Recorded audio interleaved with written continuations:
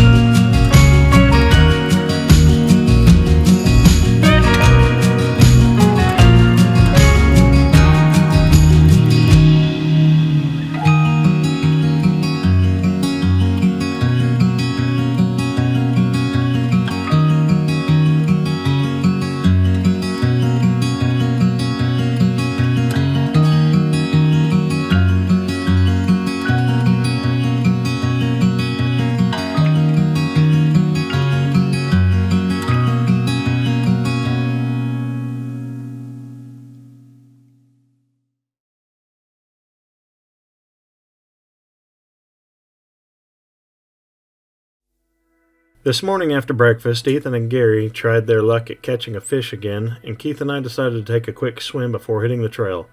Shortly after, we loaded up and headed a mile or two down the road to the Grandad Bridge. We stopped for Pics and proceeded on. The rest of the ride to Elk River would be uneventful. We arrived at the Elk River Outback condos and checked in with our hosts Doug and Deb. We then went to dinner and tried our luck once again fishing at the Elk Creek Reservoir. It was a good thing we weren't depending on catching something for dinner.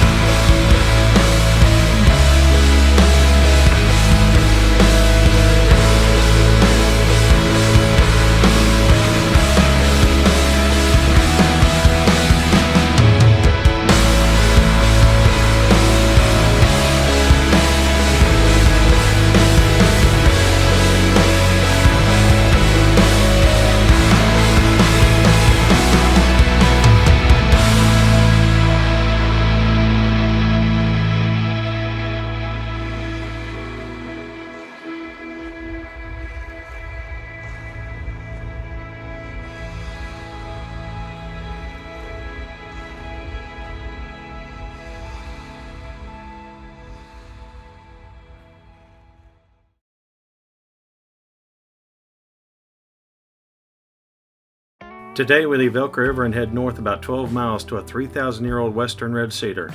It's known as the largest tree in North America outside of the Cascades. From here we head towards Clarkia. On the way we end up losing Don on the radio. Come to find out he thought his DeWalt radio had fallen out and he had turned around to go and see if he could find it. After backtracking a few miles he noticed that he hadn't lost it to begin with and it was still hanging from the cord. We all poked fun at him and headed on towards J&E Market where we topped off the tanks and ate lunch. We had plans of stopping at the Hobo Cedar Grove Botanical area, but since we had already stopped at one Cedar Grove, we decided to try and get on to camp early to secure a campsite. Thanks to COVID, there are a lot more folks out and about, and the Forest Service campgrounds fill up fast. We pulled into the Donkey Creek campground and took what sites were left. Tyson went fly fishing and James went panning for gold while the rest of us relaxed around a campfire.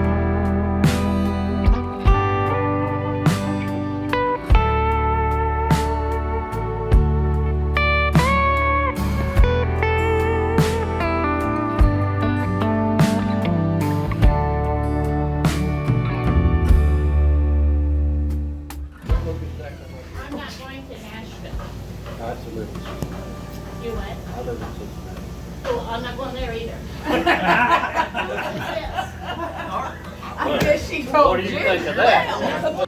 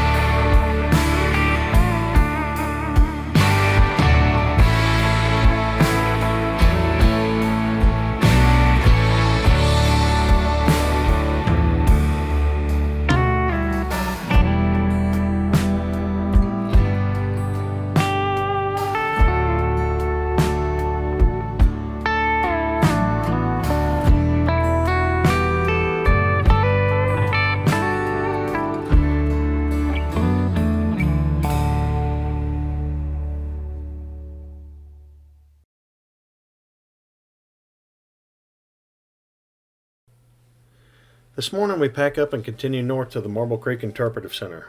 We take a short break and read up on the extensive logging history in the area. From here we head up Slate Creek. This was a beautiful ride along the creek and is probably one of my favorite routes from the trip. We pulled into the Slate Creek campground to take a break and then continue north into Wallace. We went to Wallace for 3 reasons on this trip: groceries, gas, and it's just a really cool place to visit. For all of you movie buffs, this is the town where they filmed the movie Dante's Peak. Before leaving, we grabbed a huckleberry ice cream from the Red Light Garage and then proceeded toward Moon Pass and Avery. On the other side of Moon Pass, the road joins the old Milwaukee Road Railroad route. This stretch parallels the North Fork of the St. Joe and passes through numerous tunnels and over multiple trestles. At Avery, we ate dinner and then settled into our rooms for the night.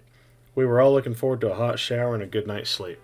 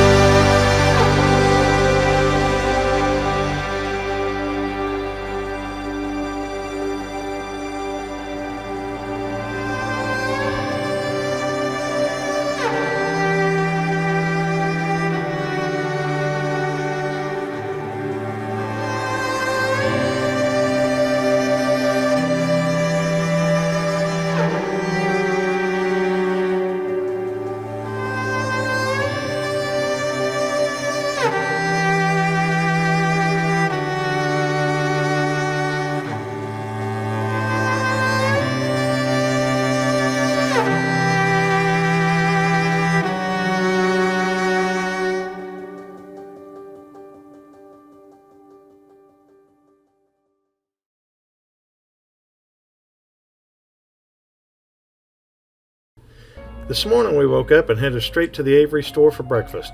Lori and crew took care of the breakfast burritos for everyone while Pete showed us around his new TFP restaurant next door. It's an awesome place, and next time I pass through I will most certainly be staying with them. We left town and headed south into no man's land.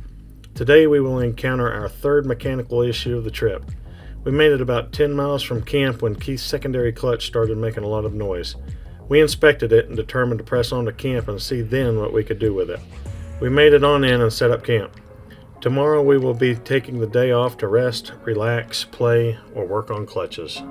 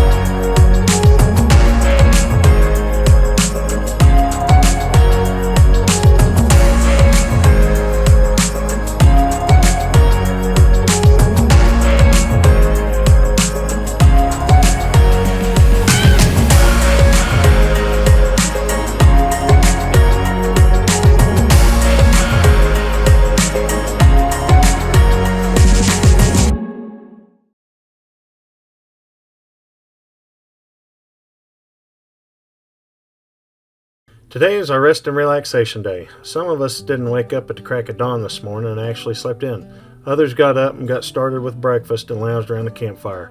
We knew that we would be here for the entire day, so most of us decided to bring inner tubes to try a float down the St. Joe River. We all had a great time doing so, but if the water had been just a little warmer, I don't think it would have hurt anyone's feelings. After our float, we cut more firewood and watched Keith and Glenn fashion some bearings out of a cutting board for his secondary clutch. It actually worked, although as we would find out later, not for as long as what we had hoped. Tyson and Shelley spent the day fly fishing, and Ethan and Gary tried later in the afternoon, but had no luck. It was a great day anyway, and next time we may throw 2 of these rest and relaxation days in.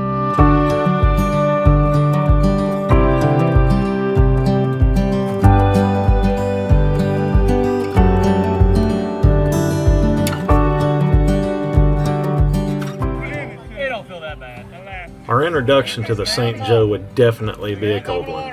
Unbeknownst to us, our launch would be filled with the little friendly rivalry, to say the least.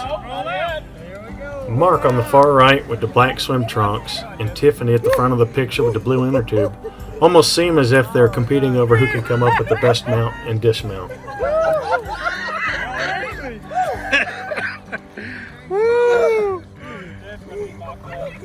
Mark contemplates his next move, gets in position, and executes. Here, let me help y'all out here a little bit. The group will collectively give that a solid 9. Tiffany, not knowing how to compete with that, decides she'll just walk down the river.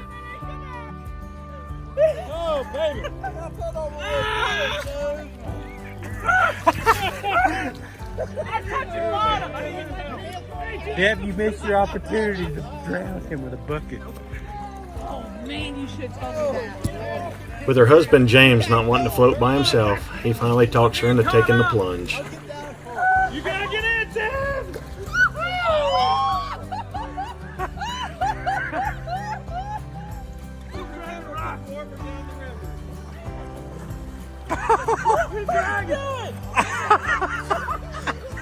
After what probably seemed like forever to Tiffany, she finally wrapped up her routine. Since we didn't know how much of that was actually planned, she walked away with an 8.5. Congratulations, Mark. Watch out, Deb.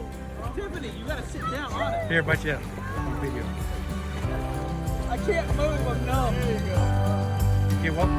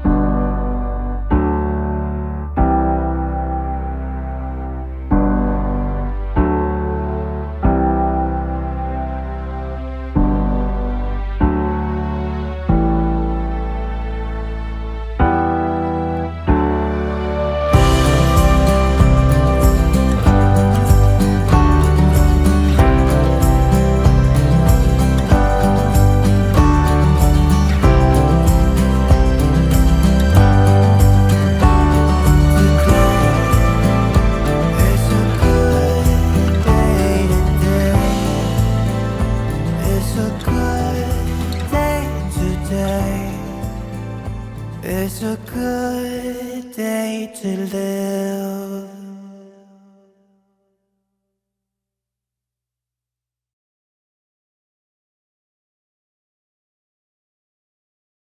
This morning we pack up and head on up to Needle Peak. You can't drive to where the lookout tower used to stand, so we hike the quarter-mile or so trail to the top.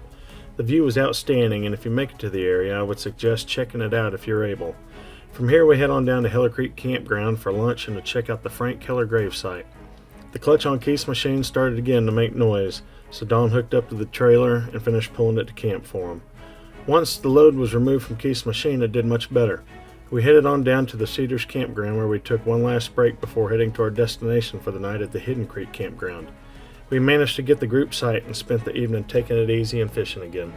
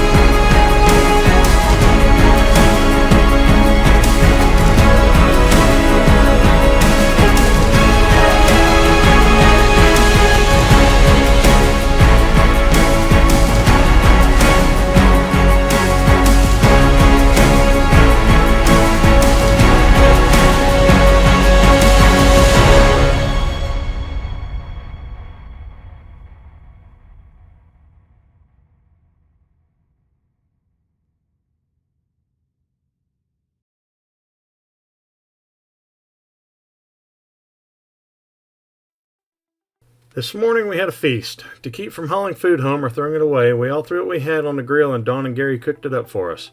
Afterwards, we loaded up and continued south through the Black Canyon. At Kelly's Forks, we started back east and stopped at the Junction Creek Pack Bridge for some pictures, and then on over to the Cayuse Landing Field for a break and to check out the Shoecraft and Gorman gravesite. From here, we started across the Toboggan Ridge, which was full of beautiful views. Somehow or another, Glenn would end up with a flat tire, and to keep from holding up the group, he threw a spare on, and we continued towards Lochsa Lodge. The rest of the trip would be uneventful, and we returned early enough to load the machines, shower, and eat a good dinner together before we all part ways.